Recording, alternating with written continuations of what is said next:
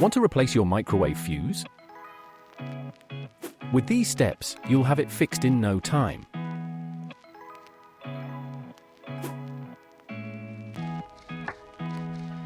What you need: pliers, a new fuse,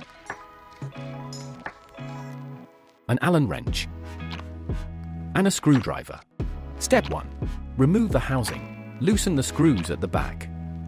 Pull the housing back and then lift it up to remove it.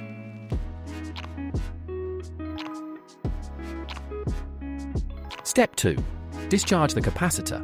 Before you start the repair, it is important to discharge the capacitor first. This is because it may still be under high voltage.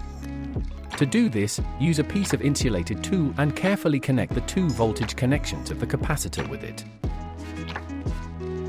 A microwave oven has two different fuses. Fuse 1. Step 3. Remove the old fuse. A fuse can be mounted in different ways. In this video, the fuse is attached to the cables, but sometimes the fuse itself can be easily removed.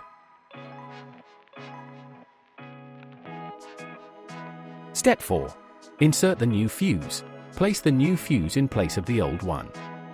And if necessary, reconnect the cables to the right place.